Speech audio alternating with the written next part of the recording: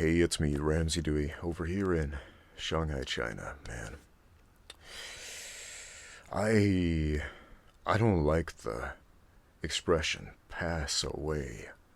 I kind of hate it because it makes it sound like a person just disappears, like they don't matter anymore, like they fade away into ashes and nothing and shadow and dust and that's it. And I don't like that because no, man.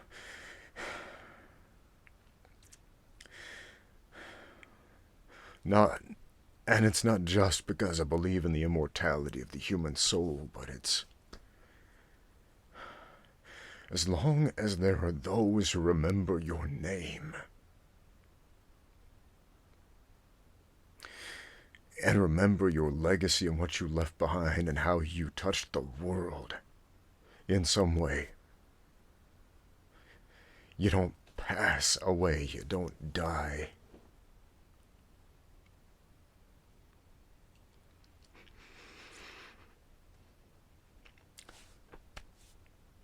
Got some sad news. I was thinking, man, I hope it's not true.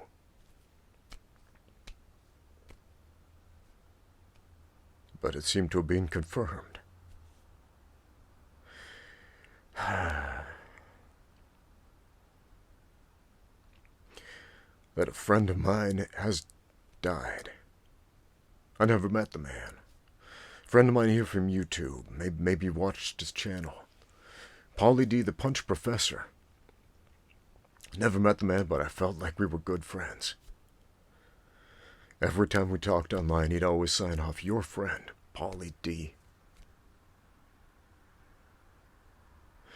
And he was like that with everybody. Every interaction was a positive one. If you don't know this man's channel, go check it out. It's good information, man. It's great stuff. There are very few YouTube channels. In fact, I think this is the only one where I've actually watched every single video that the man put out. Every last one.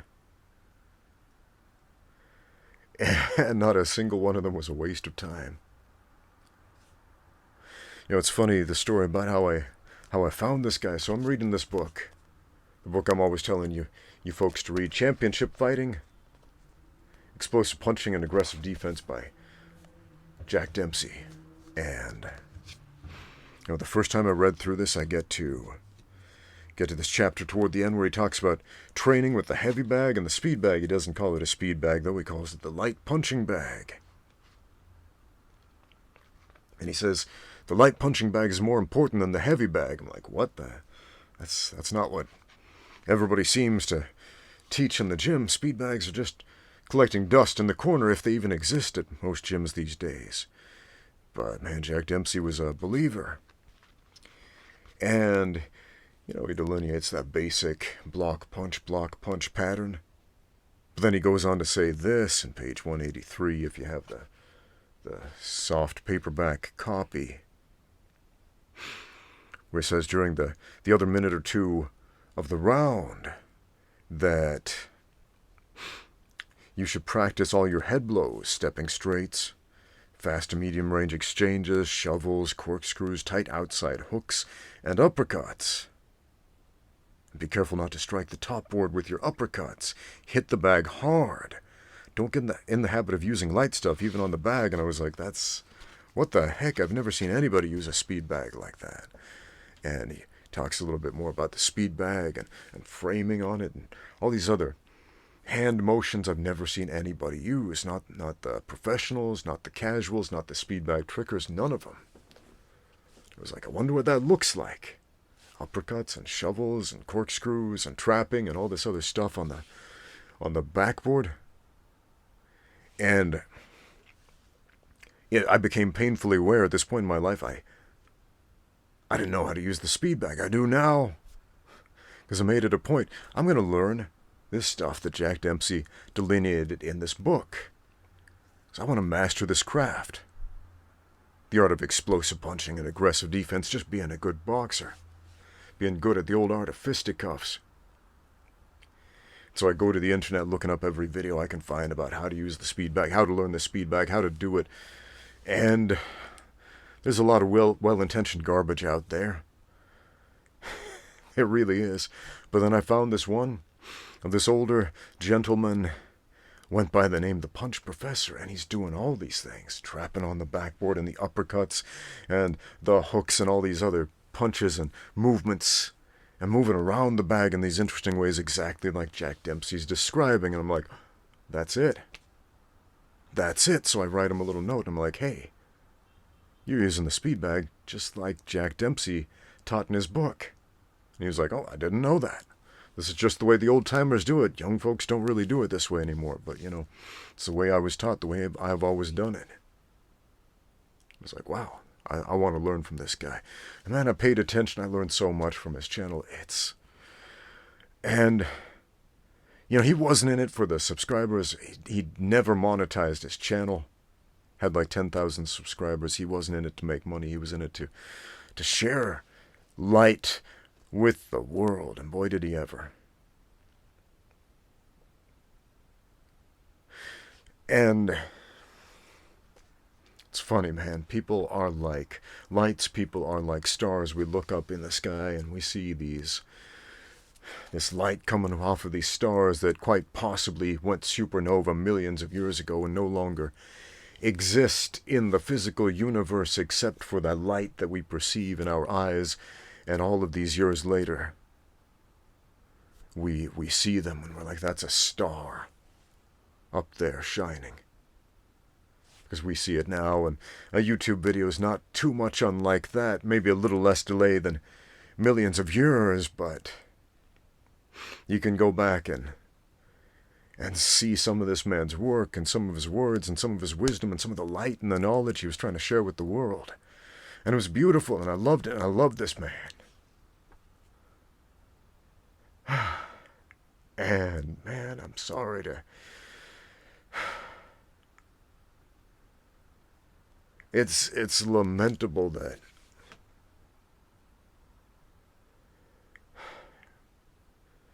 we're not going to see more Punch Professor videos, man.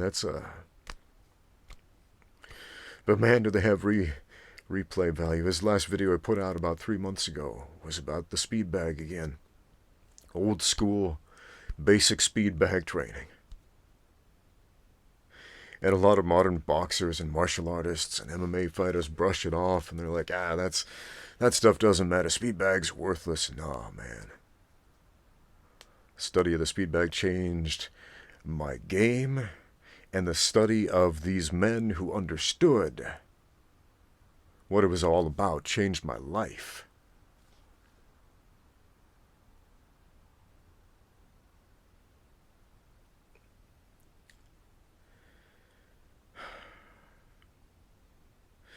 I never met Jack Dempsey, but, you know, after I read this book, I felt like it was weird. It's a different kind of book. It's not just here's how to throw punches and here's how to move. It felt like having a conversation with a friend. And I felt like after I finished this book, I knew Jack Dempsey a little bit. And, you know, similarly, I never met the Punch Professor in person, but I felt like I knew him, felt like we were friends, like we were not just friends, but good friends. I feel like I've said that already. I think I did, but I can't overstate that.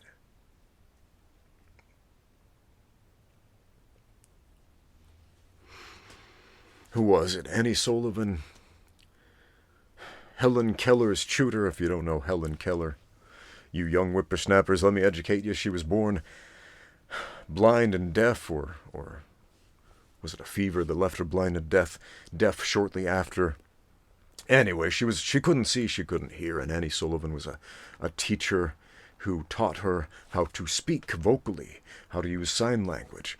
And Helen Keller went on to become a motivational speaker. She learned to speak English vocally, sign language, German, French, and my high school Spanish teacher, whose name was also Paul, the late, great Paul Horton, man. He saw her speak, Helen Keller, and I remember he told us all about it, what it was like hearing her voice, her personality.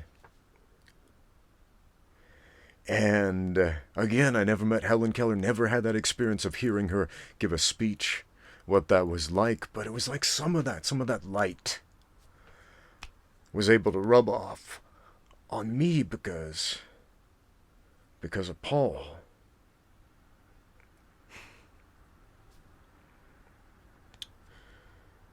Because of this man who heard her. Anyway, Annie Sullivan said, and I'll probably paraphrase or butcher this, but the light that we bring to this world is our words. You can see thousands of years back. You can see 2,000 years back in a light of words.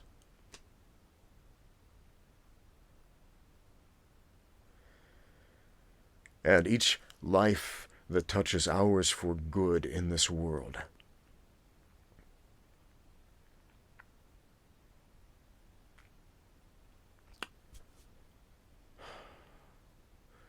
how do we do it?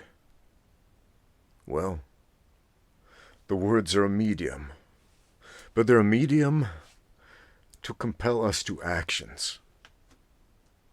And man, Paulie D was a man of action. And I see so many young kids these days, and they don't appreciate the gift of a young, healthy body that they have, and they sit around typing on a computer or playing video games or just sitting on their butts.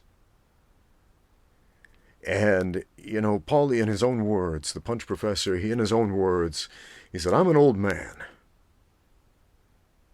but I'm still moving. And I'm still punching, keep punching, he'd always say, keep punching. And he'd go at it. And you could see him working out on the day-to-day, getting out there and training, even as an old man, and it was inspiring to me. And man, it should be inspiring to you if you're one of those folks who doesn't appreciate the God-given gift of movement that you have. No, it doesn't grant immortality. What it does is it makes your life better.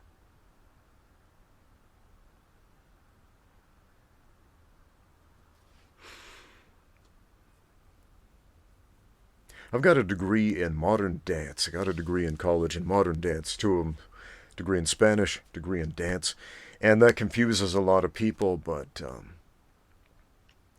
and I had this fellow ask me why I got a degree in dance, and I tried to make a video on the subject 4 times. 4 times, and every time something went wrong with the audio or the video or something, and it just didn't record properly. And it was a pretty long video. It was like 30 minutes long, because, man, I had a story to tell. I'll try to give you a plot synopsis of it. The short version, maybe. We'll see. But when I was 21 years old, I got really sick. Like, really sick. And I was hospitalized for months, and they had to cut me up and do all these major surgeries. And, you know, had tubes in every orifice and extra orifices that they cut into me, and being kept alive by machines, having my stomach pumped constantly, and had to learn to walk over again, how to talk all over again, how to do all this basic stuff. Couldn't eat anything for 3 months straight, couldn't drink anything. I was being kept alive by a saline solution, nothing but.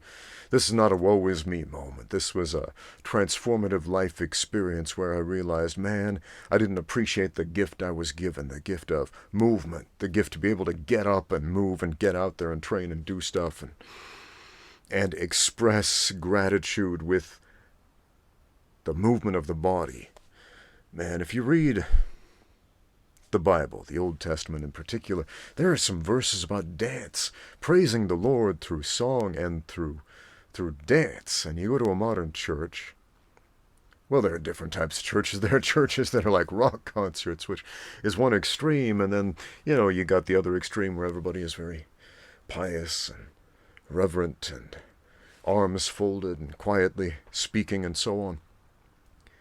But in our own personal lives, regardless of how we worship, in our own, you know, on Sunday in a church or wherever we do it or don't, in our own personal lives, I think it's imperative to worship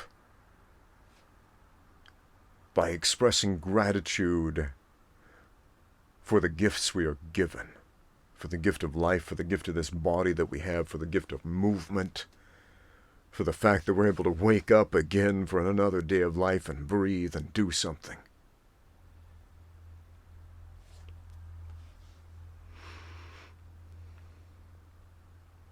So when I got out of that hospital, I decided, I gotta take advantage of this gift that I've been given, that I've just been putting on the shelf for so long. Man, and I remember I read the New York Times almost every day. That paper would come in to my college campus in the building where I worked as a janitor at 3 a.m. to pay my rent and buy food. And I'd pick it up, read it after work, and there'd always be a section about dance and arts and ballet and all these beautiful photographs of the dancers, and I would think, like, you know what? I think it would be really cool to be able to do that. But nah, not me. That's for other people. But after this transformative experience, and I realized how incredibly life is short, how incredibly short this life is. Shorter than we want it to be. And we tell ourselves this myth that we're going to persist until we're super duper old and we die peacefully in our sleep when we're old. How old is old, man? Paulie D said he was an old man, but he didn't seem old to me. The man was full of life, Reminded me a lot of, he was much younger than my grandmother, but she was a woman who was full of life, and she died at almost 100 years old. And most people were like, it was her time. And I went to that funeral, and I remember seeing my grandmother lying in that coffin and just thinking, she was too young. I mean, no, she was like 100, but she appreciated life so much more than these folks saying it was her time. It's not fair. She was one of the good ones. It was too soon. It's always too soon is what I'm trying to tell you. It's always too soon. So I decided I'm gonna learn how to dance. They've got an excellent dance program at this university that I was enrolled in, so I was going to do it. So I signed up for a ballet class because I heard that was the hardest dance style. So I might as well address that first. Might as well tackle the most difficult part first. And man, it was tough, especially when I ended up back in the hospital. And it felt like all that progress that I had made was just lost, and I had to relearn everything again, how to just move again, let alone dance again. But I stuck with it, kept going. But even before that, I remember every Tuesday at my university, they would have what they would call a devotional, and they would either have a speaker, either religious or secular, come in and speak about something. Or they would have some type of fine arts performance, music, on this one particular day, modern dance. And what I saw was different. I'd never seen a dance like it. If I described what happened to you, it wouldn't be special. It was how it made me feel.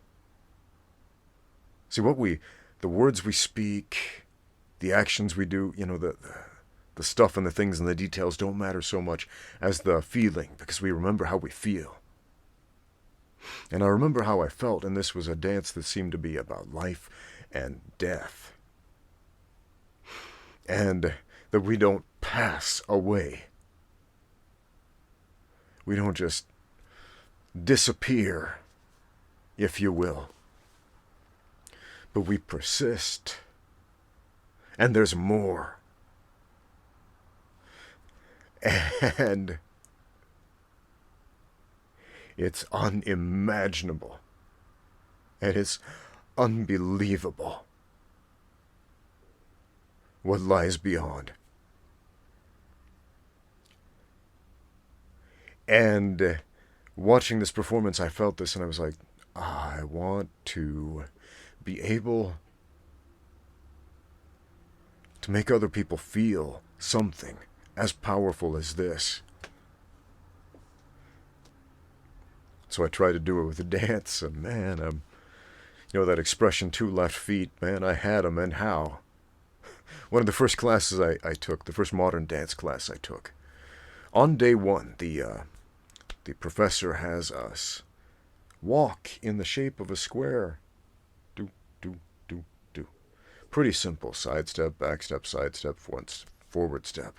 And I trip over my own feet, because that's how uncoordinated I was. Man, I was a mess physically. An emaciated skeleton of a human being, just barely surviving a near-death experience and all this horror in the hospital. But I decided I'm gonna do it anyway. I'm not dead yet. I'm gonna do it. So I persisted. I picked myself up and I got out there and trained. And I remember thinking somewhere along the lines, you know what, I want to get a degree in this. And you had to audition, and they only accepted like 20 people into the program every semester or every year, I think it was, which isn't a lot. Very limited enrollment, and they were very selective, and I auditioned, didn't make it. I auditioned again, didn't make it. I auditioned again, and it was embarrassing how bad my auditions were.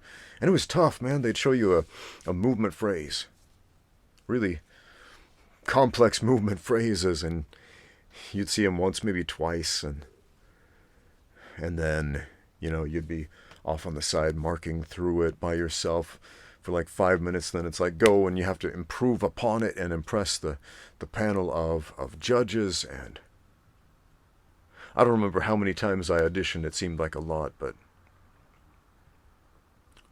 I finally made it into the program. I did. And somehow I went on to dance professionally in several different companies, modern and ballet dance companies, and that's crazy to think about.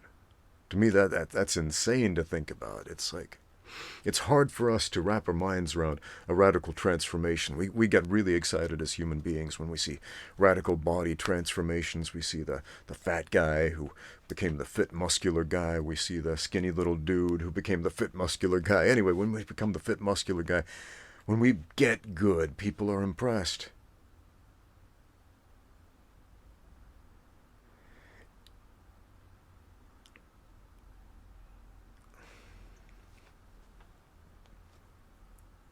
So that's the short version of the story, but why am I telling it to you? Because dance, to me, people would often ask me, like, why do you dance? Why do you do it? Because it's an expression of gratitude for movement. It's praising the Lord through movement.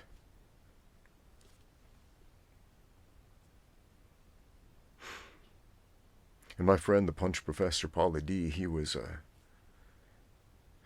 man of faith, and he was not ashamed to talk about it in his videos.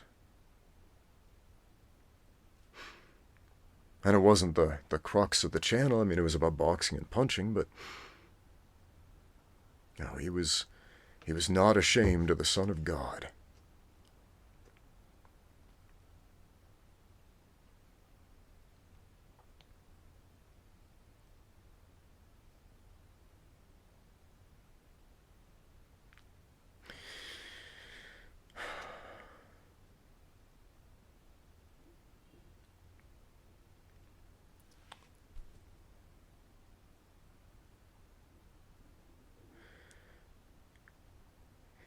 And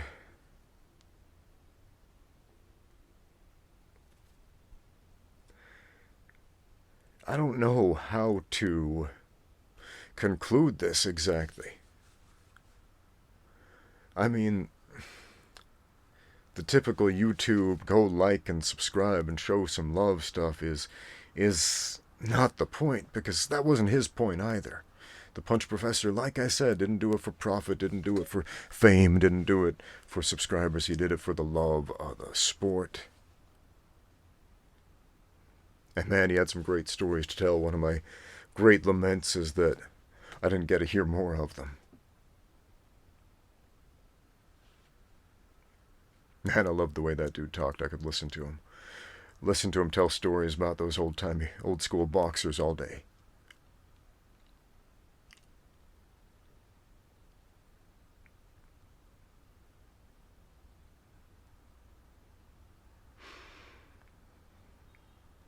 And it's one thing to say, such a phenomenal human being only had 10,000 subscribers. He touched the lives of 10,000 people. Enough that they wanted to come back and hear more. And he made a positive impact on at least 10,000 people. Something I said years ago when nobody was watching this channel. And it's absolutely true. If you can make a positive impact on one person, that's worth it.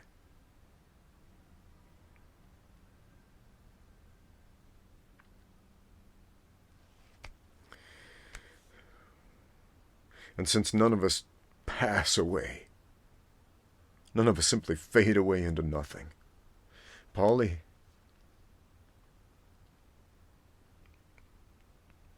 thank you. Thank you, my friend. Thank you for being my friend.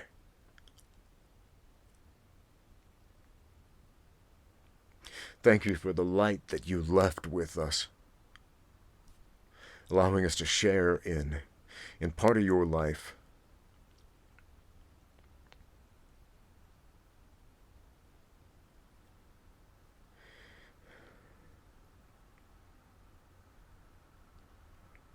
And it's funny, it's like whenever a famous musician dies, all of their fans who love their music, they lament and they mourn and they're like, it's really sad. And sure, yeah, I mean, I get it, I understand that. And at the same time, it's like, but you still have their music, and you can listen to that. You always have that music with you. That's why you loved them in the first place, right? You didn't lose the music.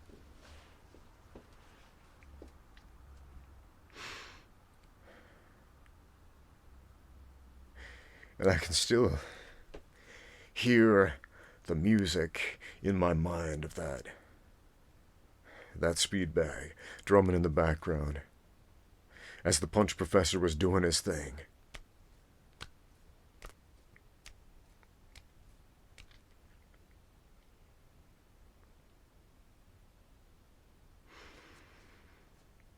Man, I wrote a song long time ago. Not long after I got out of the hospital, actually. And it was hard to sing because, again, my voice was gone and I was relearning how to talk, let alone sing. But I wrote this song because I was thinking about death a lot. Because I just nearly survived, and I was thinking, like, why do we have this weird tradition? We hold funerals, and we don't do it for the dead. We kind of think we do, but we do it for ourselves, and we do it for others. We do it so we can talk ourselves through it, which is kind of what I'm doing here.